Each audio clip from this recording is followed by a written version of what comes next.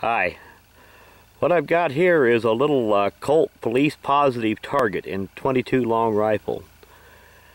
And I was going to try this out a little bit today and have a little fun with it. Few things are more fun than a 22. This old Colt was, I think, made 1925 if I remember right. But I'll get her loaded up here and we'll try a few shots with it. Okay, I got her all loaded up here and we'll try a few shots. Should be an easy shot. Targets aren't very far away.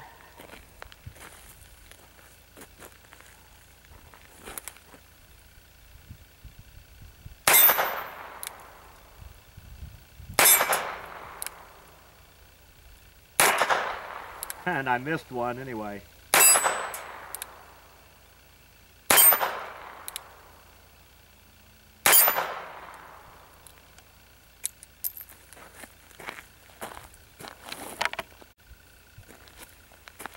We'll try some double action. Now Colts this old don't have the nice smooth double action pull that later ones had. It's not too bad.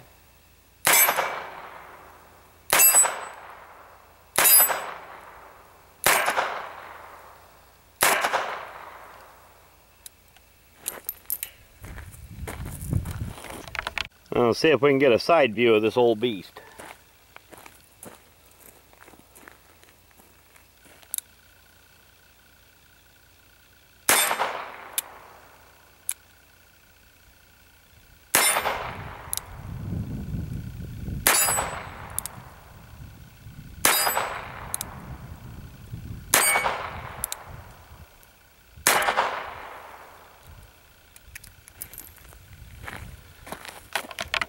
And we'll try a side view of it, double action.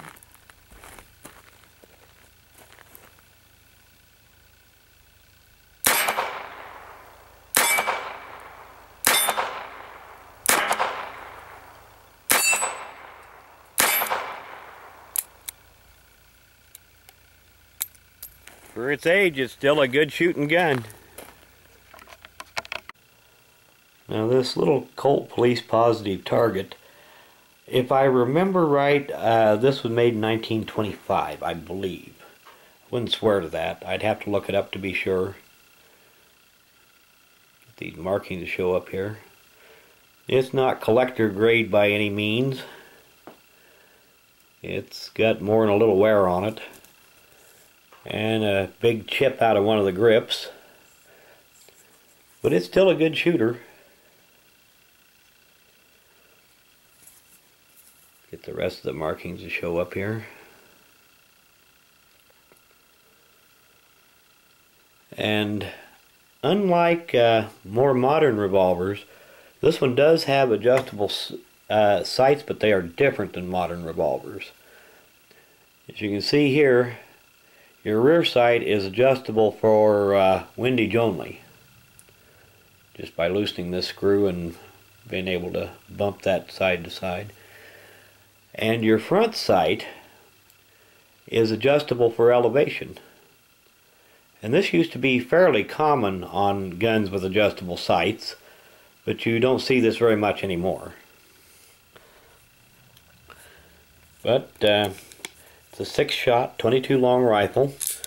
They were also made in .32 caliber. And this is a pretty typical one, and pretty typical for the condition that you find them in. You don't see these very often in pristine condition.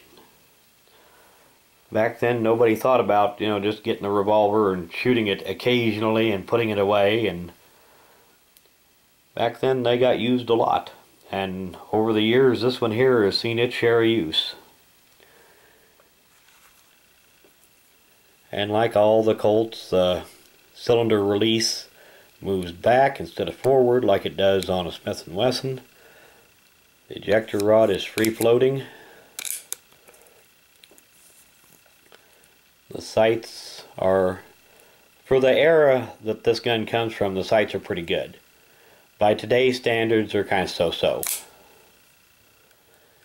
And even after all these years, she still locks up just tight as a drum. Has a rebounding hammer. And like any rim fire, you should not dry fire a rim fire.